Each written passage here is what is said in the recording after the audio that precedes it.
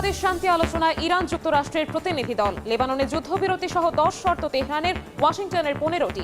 ইরানের জব্দকৃত সম্পদ ফেরত দিতে সম্মত ট্রাম্প প্রশাসন। ওয়াশিংটনকে বিশ্বাস করতে পারছে না তেহরান। যে কোনো মূল্যে হরমুজ প্রণালী খোলার হুঁশিয়ারি ট্রাম্পের। পারমাণবিক অস্ত্র সক্ষমতার পথ না ছাড়লে বিধ্বংসী হামলার হুমকি। অবশেষে পাকিস্তানের মধ্যস্থতায় ইসলামাবাদের শান্তি আলোচনায় বসছে ইরান যুক্তরাষ্ট্র। দুই দেশের পরোক্ষ বৈঠকের পাশাপাশি স্থানীয় সময় বিকেল 4টায় ওয়াশিংটন তেহরান সরাসরি আলোচনা হওয়ার কথা রয়েছে বলে খবর প্রকাশ করেছে ভারতীয় সংবাদ মাধ্যম এনডিটিভি। তেহরানের দাবি, প্রকৃত চুক্তি হলে তবেই তারা পূর্ণ সহযোগিতা করবে। অন্যদিকে ইরানের সহযোগিতা ছাড়াই হরমুজ প্রণালী খোলা হবে বলে হুমকি দিয়েছেন ডোনাল্ড ট্রাম্প। এদিকে ইরানের জব্দকৃত সম্পদ ফেরত দিতে সম্মত ট্রাম্প প্রশাসন হয়েছে বলে খবর প্রকাশ করেছে বার্তা সংস্থা রয়টার্স। হাজার হাজার নিরাপত্তা বাহিনীর করা পাহারায় পাকিস্তানের রাজধানী। শনিবার সকাল থেকে নানা ধোঁয়াশার পর অবশেষে ইসলামাবাদে পৌঁছালেন মার্কিন ভাইস প্রেসিডেন্ট জেডি ভ্যান্স। তার অবতরণের আগে দেশটিতে মধ্যপ্রাচ্যের ট্রাম্পের বিশেষ দূত স্টিভ উইটকফ এবং জ্যারেড কুশনারও পৌঁছান। এর আগে শুক্রবার মধ্যরাতে 71 সদস্যের প্রতিনিধি দল নিয়ে পৌঁছান ইরানের স্পিকার মোহাম্মদ বাগের গালিবাফ ও পররাষ্ট্রমন্ত্রী আব্বাস আরাকচি। তারা বিমানের প্রতিটি ফাঁকা আসনে তেহরানের মিনাপ স্কুলে ওয়াশিংটন তেল আবিবের যৌথ বিমান হামলায় নিহত শিক্ষার্থীদের ছবিও নিয়ে আসেন। মার্কিন ভাইস প্রেসিডেন্ট ভ্যান্স পৌঁছানোর পরেই মূল আলোচনা শুরু হওয়ার কথা থাকলেও ইরান বলছে তাদের পূর্বশর্ত পূরণ না হলে সংলাপ শুরু হবে না। ইরানি পক্ষ স্পষ্ট করেছে আলোচনায় তারা সদিচ্ছা নিয়ে এলেও যুক্তরাষ্ট্রের প্রতি তাদের আস্থা নেই। গালিবাফ জানিয়েছেন, অতীত অভিজ্ঞতায় ওয়াশিংটনের প্রতিশ্রুতি ভঙ্গই তাদের প্রধান উদ্বেগ। তেহরানের দাবি, প্রকৃত চুক্তি হলে তবেই তারা পূর্ণ সহযোগিতা করবে, না হলে আলোচনা এগোনো কঠিন হবে। ইরানিরা আন্তরিকভাবে আলোচনায় বসতে প্রস্তুত থাকলে আমরা অবশ্যই সহযোগিতার হাত বাড়িয়ে দেব, কিন্তু তারা যদি ছলচাতুরির চেষ্টা করে আমাদের আলোচক দল তা মেনে নেবে না। তাই বৈঠক শুরু হওয়ার আগেই আলোচনার পরিবেশে অনিশ্চয়তা ও কূটনৈতিক চাপ তৈরি হয়েছে। এর মধ্যেই পাকিস্তানের সেনাপ্রধান আসিম মুনিরের সঙ্গে বৈঠকের পর প্রধানমন্ত্রী শাহবাজ শরীফের সঙ্গে বিকেলের দিকে আলোচনার প্রস্তুতি নিচ্ছেন ইরানি প্রতিনিধি দল। পাকিস্তানের মধ্যস্থতা শুরু হয় বৈঠক আগামী কয়েকদিন ধরে চলতে পারে বলে ধারণা করা হচ্ছে। এদিকে মার্কিন প্রেসিডেন্ট ডোনাল্ড ট্রাম্প বলেছেন, হরমুজ প্রণালী শিগগিরই খুলে দেওয়া হবে। প্রয়োজনে ইরানের সহযোগিতা ছাড়াই। হরমুজ প্রণালী ঘিরে জ্বালানি সরবরাহ সংকট এখন বৈশ্বিক উদ্বেগে পরিণত হয়েছে। তিনি আরো স্পষ্ট করেছেন, ইরানের সঙ্গে যে কোনো চুক্তির মূল শর্ত হবে দেশটির পারমাণবিক অস্ত্র না থাকা। বিশ্লেষকদের মতে এই অবস্থান আলোচনার প্রক্রিয়াকে একদিকে যেমন চাপ দিচ্ছে, অন্যদিকে কূটনৈতিক দর কষাকষি আরো কঠিন করে তুলছে। যদিও কাতারে ইরানের জব্দকৃত সম্পদ ফেরত দিতে যুক্তরাষ্ট্র সম্মত হয়েছে বলে ইরানি সূত্রের বরাতে জানিয়েছে ব্রিটিশ বার্তা সংস্থা রয়টার্স।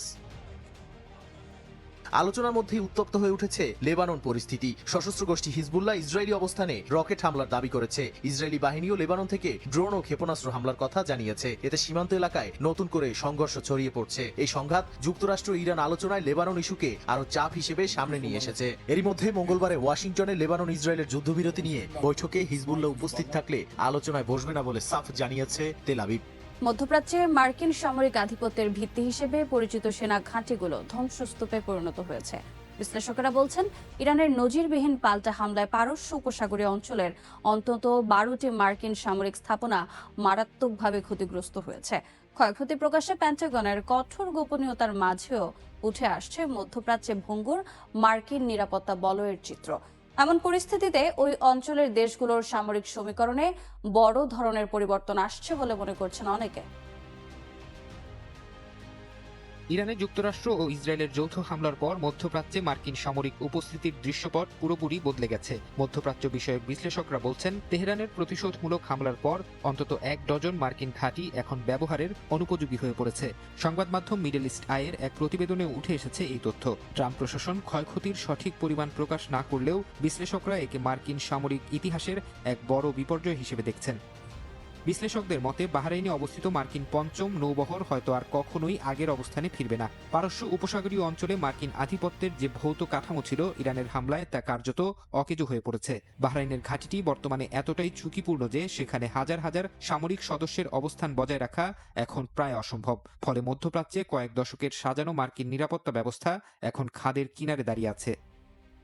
দীর্ঘদিন ধরে চলে আসা তেলের বিনিময়ে নিরাপত্তা, এই পুরানো মার্কিন সমীকরণও এখন বড় ধরনের প্রশ্নের মুখে। সৌদি আরব, কাতার ও কুয়েতের মতো উপসাগরীয় দেশগুলো মার্কিন সামরিক উপস্থিতির কারণে নিজেদের নিরাপত্তার চেয়ে ঝুঁকি বেশি দেখছে। মার্কিন ঘাঁটিগুলো ইরানকে প্রতিহত করার পরিবর্তে উল্টো হামলার লক্ষ্যবস্তুতে পরিণত হওয়ায় এই দেশগুলো এখন দ্বিধায় পড়েছে। নিজেদের আকাশসীমা ও জ্বালানি অবকাঠামো রক্ষায় মার্কিন ছত্রছায়ার ওপর তাদের নির্ভরশীলতা এখন তলানিতে গিয়ে ঠেকেছে।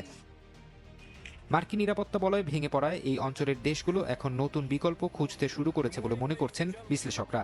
একদিকে ইরানের সাথে দীর্ঘস্থায়ী সমঝোতায় পৌঁছাতে না পারা, অন্যদিকে যুক্তরাষ্ট্রের কার্যকর সুরক্ষার অভাব। এই দুইয়ের চাপে উপসাগরীয় রাষ্ট্রগুলো ইসরায়েলের দিকে ঝুঁকতে পারে বলেও কেউ কেউ ধারণা করছেন। বিশ্লেষকদের মতে আঞ্চলিক স্থিতিশীলতা বজায় রাখতে মধ্যপ্রাচ্যে এক নতুন ও জটিল ভূ রাজনৈতিক মেরুকরণ এখন কেবল সময়ের ব্যাপার।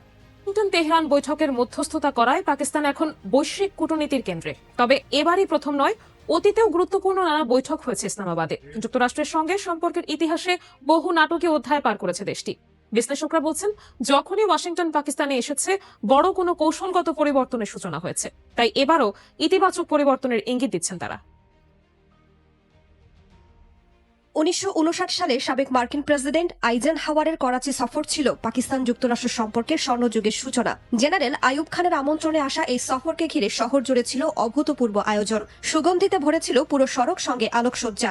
সফরের পরপরই সামরিক ও অর্থনৈতিক সহায়তা বাড়িয়ে দেয় ওয়াশিংটন। ফলে পাকিস্তান হয়ে ওঠে যুক্তরাষ্ট্রের সবচেয়ে ঘনিষ্ঠ মিত্রদের একটি। 1961 সালে তৎকালীন ভাইস প্রেসিডেন্ট লিন্ডন বি জনসনের সফর এক ভিন্ন মানবিক গল্প তৈরি করে। করাচির এক উটগাড়ি চালক বশির আহমেদের সঙ্গে আকস্মিক সাক্ষাৎ গড়ে তোলে আজীবন বন্ধুত্ব। এই সফর শুধু কূটনৈতিক নয়, দুই দেশের মানুষের মধ্যকার সম্পর্কের প্রতীক হিসেবেও জায়গা করে নেয় ইতিহাসে। 1969 সালে চীনের সঙ্গে যোগাযোগ স্থাপনে গোপন কূটনৈতিক মিশনের জন্য পাকিস্তানকে বেছে নেন রিচার্ড নিক্সন। জেনারেল ইয়াহিয়া খানের মাধ্যমে সেই বার্তা পৌঁছায় বেইজিংয়ে। এর ধারাবাহিকতায় 1971 সালে হেনরি কিসিঞ্জারের ঐতিহাসিক চীন সফর সম্ভব হয়, যা বদলে দেয় বৈশ্বিক শক্তির ভারসাম্য।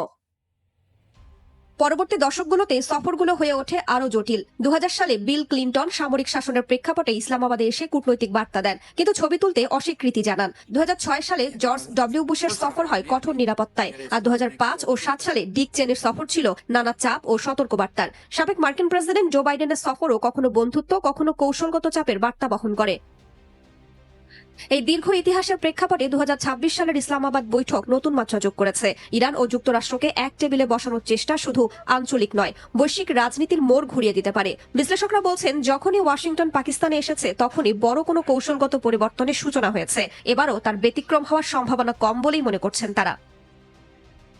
রাইসা জান্নাত, সময় সংবাদ। আন্তর্জাতিক সময় আরও থাকছে। ঐতিহাসিক চন্দ্রাভিযান শেষে পৃথিবীতে ফিরলেন আর্টেমিস 2 মিশনের 4 নভোচারী। প্রশান্ত মহাসাগরের ক্যালিফোর্নিয়া উপকূলে সফল অবতরণ, স্বাগত জানালেন ট্রাম্প। মধ্যপ্রাচ্যে মার্কিন সামরিক আধিপত্যের ভিত্তি হিসেবে পরিচিত সেনা ঘাঁটিগুলো ধ্বংসস্তূপে পরিণত হয়েছে। বিশ্লেষকেরা বলছেন, ইরানের নজিরবিহীন পাল্টা হামলায় পারস্য উপসাগরীয় অঞ্চলের অন্তত 12টি মার্কিন সামরিক স্থাপনা মারাত্মকভাবে ক্ষতিগ্রস্ত হয়েছে। ক্ষয়ক্ষতি প্রকাশে পেন্টাগনের কঠোর গোপনীয়তার মাঝেও উঠে আসছে মধ্যপ্রাচ্যে ভঙ্গুর মার্কিন নিরাপত্তা বলয়ের চিত্র। এমন পরিস্থিতিতে ওই অঞ্চলের দেশগুলোর সামরিক সমীকরণে বড় ধরনের পরিবর্তন আসছে বলে মনে করছেন অনেকে। ইরানে যুক্তরাষ্ট্র ও ইসরায়েলের যৌথ হামলার পর মধ্যপ্রাচ্যে মার্কিন সামরিক উপস্থিতির দৃশ্যপট পুরোপুরি বদলে গেছে। মধ্যপ্রাচ্য বিষয়ক বিশ্লেষকরা বলছেন, তেহরানের প্রতিশোধমূলক হামলার পর অন্তত 1 ডজন মার্কিন ঘাঁটি এখন ব্যবহারের অনুপযোগী হয়ে পড়েছে। সংবাদ মাধ্যম মিডল ইস্ট আইয়ের এক প্রতিবেদনে উঠে এসেছে এই তথ্য। ট্রাম্প প্রশাসন ক্ষয়ক্ষতির সঠিক পরিমাণ প্রকাশ না করলেও বিশ্লেষকরা একে মার্কিন সামরিক ইতিহাসের এক বড় বিপর্যয় হিসেবে দেখছেন।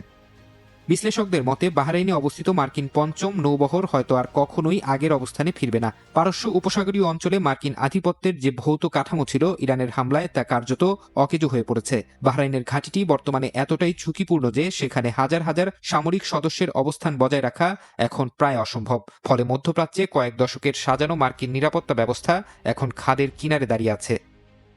দীর্ঘদিন ধরে চলে আসা তেলের বিনিময়ে নিরাপত্তা, এই পুরানো মার্কিন সমীকরণও এখন বড় ধরনের প্রশ্নের মুখে। সৌদি আরব, কাতার ও কুয়েতের মতো উপসাগরীয় দেশগুলো মার্কিন সামরিক উপস্থিতির কারণে নিজেদের নিরাপত্তার চেয়ে ঝুঁকি বেশি দেখছে। মার্কিন ঘাঁটিগুলো ইরানকে প্রতিহত করার পরিবর্তে উল্টো হামলার লক্ষ্যবস্তুতে পরিণত হওয়ায় এই দেশগুলো এখন দ্বিধায় পড়েছে। নিজেদের আকাশসীমা ও জ্বালানি অবকাঠামো রক্ষায় মার্কিন ছত্রছায়ার ওপর তাদের নির্ভরশীলতা এখন তলানিতে গিয়ে ঠেকেছে। মার্কিন নিরাপত্তা বলয় ভেঙে পড়ায় এই অঞ্চলের দেশগুলো এখন নতুন বিকল্প খুঁজতে শুরু করেছে বলে মনে করছেন বিশ্লেষকরা। একদিকে ইরানের সাথে দীর্ঘস্থায়ী সমঝোতায় পৌঁছাতে না পারা, অন্যদিকে যুক্তরাষ্ট্রের কার্যকর সুরক্ষার অভাব। এই দুইয়ের চাপে উপসাগরীয় রাষ্ট্রগুলো ইসরায়েলের দিকে ঝুঁকতে পারে বলেও কেউ কেউ ধারণা করছেন। বিশ্লেষকদের মতে আঞ্চলিক স্থিতিশীলতা বজায় রাখতে মধ্যপ্রাচ্যে এক নতুন ও জটিল ভূ রাজনৈতিক মেরুকরণ এখন কেবল সময়ের ব্যাপার। আগামী রোববার শুরু হচ্ছে ইসরায়েলের প্রধানমন্ত্রী বেনিয়ামিন নেতানিয়াহুর বিরুদ্ধে দীর্ঘদিন ধরে চলা দুর্নীতির মামলার বিচার কার্যক্রম। বৃহস্পতিবার আদালতের এক মুখপাত্র বিবৃতিতে জানান, ইরান যুদ্ধের জেরে জরুরি অবস্থা তুলে নেওয়া ও বিচার ব্যবস্থা আবারও সচল হওয়ায় এখন থেকে শুনানি যথারীতি চলবে। এতে আরও উল্লেখ করা হয়, রোববার থেকে বুধবারের মধ্যে নেতানিয়াহুর দুর্নীতির মামলার শুনানি হতে পারে। প্রথম কোনো ক্ষমতাসীন ইসরায়েলি প্রধানমন্ত্রী হিসেবে বেনিয়ামিন নেতানিয়াহুকে বিচারের মুখোমুখি করা হচ্ছে। 2019 সালে তার বিরুদ্ধে ঘুষ গ্রহণ, বিশ্বাসভঙ্গ ও জালিয়াতির অভিযোগ আনা হয়, যদিও তা অস্বীকার করেন তিনি। 2020 সালে তার বিচার শুরু হলেও বিভিন্ন কারণে তা বারবার বিলম্বিত হয়েছে। দোষী সাব্যস্ত হলে জেল হতে পারে নেতানিয়াহুর।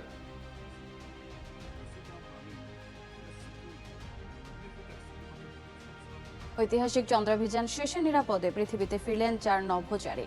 স্থানীয় সময় শুক্রবার বিকেল 5:07 মহাকাশযানটি ক্যালিফোর্নিয়ার সান ডিয়েগো উপকূলে প্রশান্ত মহাসাগরে অবতরণ করে। যুক্তরাষ্ট্রের ক্যালিফোর্নিয়া থেকে লস্কর আল মামুনের রিপোর্ট। সফলভাবে সমাপ্ত হলো 10 দিনের রোমাঞ্চকর চন্দ্রাভিযান। স্থানীয় সময় শুক্রবার বিকেল 5:07 ক্যালিফোর্নিয়ার সান ডিয়েগো উপকূলে প্রশান্ত মহাসাগরে নিরাপদে অবতরণ করে ওরিয়ন মহাকাশযান, যার প্রতীক্ষায় ছিল পুরো পৃথিবী। চাঁদের কক্ষপথ প্রদক্ষিণের ঐতিহাসিক অভিযান শেষ করে নিরাপদে পৃথিবীতে ফিরলেন আর্টিমিস 2 মিশনের 4 নভোচারী। সমুদ্রে অবতরণের পর আর্টিমিস 2 এর কমান্ডার রিড ওয়াইজম্যান জানান, ওরিয়ন ক্যাপসুলের ভেতরে থাকা 4 নভোচারী সুস্থ আছেন। মার্কিন মহাকাশ গবেষণা সংস্থা নাসার Artemis 2 landing and recovery director Liliana Villarreal জানান, নভোচারীদের ওরিয়ন ক্যাপসুল থেকে উদ্ধারের পর উড়োজাহাজে করে তাদের হিউস্টনের জনসন স্পেস সেন্টারে নেওয়া হবে। গেল 1 এপ্রিল যুক্তরাষ্ট্রের Reid Wiseman, Christina Koch, Victor Glover, কানাডার জেরেমি হ্যানসেনকে নিয়ে শুরু হয়েছিল এই মহাকাশ যাত্রা। মিশনটি একাধিক নতুন ইতিহাস গড়েছে। রেকর্ড গড়েছে চাঁদের দূরবর্তী অংশে গিয়ে। চাঁদের দক্ষিণ মেরুতে মানুষের ঘাঁটি গড়ার লক্ষ্য নিয়ে পরিচালিত হয়েছে আর্টিমিস 2 মিশন। নভোচারীরা এই চন্দ্রাভিযানে বিরল অভিজ্ঞতার সাক্ষী হয়েছেন। তারা চন্দ্রপৃষ্ঠে অন্তত 6টি উজ্জ্বল উল্কাপাতের ঝলক সরাসরি দেখেছেন। আর্টিমিস 2 অভিযানটি ছিল 2028 সালের মধ্যে চাঁদের দক্ষিণ মেরুতে মানুষের পদচিহ্ন ফেলার নাসার পরিকল্পনার একটি পরীক্ষামূলক ধাপ। NASA plus, Amazon Prime, Netflix ও অ্যাপল টিভিতে ঐতিহাসিক এই প্রত্যাবর্তন সরাসরি সম্প্রচার করা হয়। ইসরায়েলি সেনাদের পাশাপাশি বর্বরতায় নেমেছে অবৈধ বসতি স্থাপনকারীরাও। গাজা হেব্রন পশ্চিম তীরে চলছে ভয়াবহ তাণ্ডব। যুদ্ধবিরতির মধ্যে গাজায় ড্রোন হামলায় নিহত হয়েছেন অন্তত 2 ফিলিস্তিনি। হেব্রন শরণার্থী শিবিরে অভিযান চালিয়ে বেশ কয়েকজনকে ধরে নিয়ে গেছে নেতানিয়াহু বাহিনী। দক্ষিণাঞ্চলে একাধিক গ্রামে হামলা ও ভাঙচুর চালায় অবৈধ বসতি স্থাপনকারীরা। অধিকৃত পশ্চিম তীরে নতুন বসতি স্থাপনের ইসরায়েলি সিদ্ধান্তকে অবৈধ আখ্যা দিয়েছে ইউরোপীয় ইউনিয়ন। গাজায় যুদ্ধবিরতির মাঝেও থামছে না ইসরায়েলের বর্বরতা। উপত্যকার জাবালিয়ায় ড্রোন হামলায় বেশ কয়েকজন হতাহত হয়েছেন। স্থানীয় আল শিফা হাসপাতালের চারপাশ ভারী হয়ে ওঠে স্বজনদের কান্নায়। হামলার মুহূর্তের বর্ণনা দিতে গিয়ে প্রত্যক্ষদর্শীরা জানান, সবাই একসঙ্গে বসে থাকার সময় হঠাৎ ড্রোন হামলা চালানো হয়। হেরবনে শরণার্থী শিবিরেও অভিযান চালায় নেতানিয়াহু বাহিনী। এ সময় কয়েকজন ফিলিস্তিনি যুবককে আটক করা হয়। মাসাফের ইয়াত্তা অঞ্চলে রাখালদের উপর হামলা চালায় বসতি স্থাপনকারীরা। তাল মাইন এলাকায় সংঘর্ষের সময় 2 জনকে আটক করে ইসরায়েলি বাহিনী। হামলাকারীদের সুরক্ষা দিতে এই আটক অভিযান চালানো হয় বলে অভিযোগ উঠেছে। খিরবেত আল মুফাকারা সহ বিভিন্ন গ্রামে বাড়িঘরে হামলা চালানো হয়। পশ্চিম তীরে 30টির বেশি নতুন বসতি স্থাপনে ইসরায়েলি সিদ্ধান্তের তীব্র সমালোচনা করেছে ইউরোপীয় ইউনিয়ন। এসব একতরফা পদক্ষেপ আন্তর্জাতিক আইনের পরিপন্থী এবং দখলকৃত অঞ্চলে উত্তেজনা আরও বাড়িয়ে দিচ্ছে বলে জানায় জোটটি। বিশেষ করে পূর্ব জেরুজালেম সহ পুরো পশ্চিম তীরে ইসরায়েলের উপস্থিতি বাড়ানোর প্রচেষ্টা নিয়ে উদ্বেগ প্রকাশ করা হয়। ইউরোপীয় ইউনিয়ন আরও বলে, স্থায়ী ও ন্যায়ভিত্তিক শান্তির একমাত্র পথ হল দ্বিরাষ্ট্র সমাধান, যেখানে ইসরায়েল ও ফিলিস্তিন পাশাপাশি নিরাপদ ও স্বীকৃত সীমান্তে বসবাস করবে।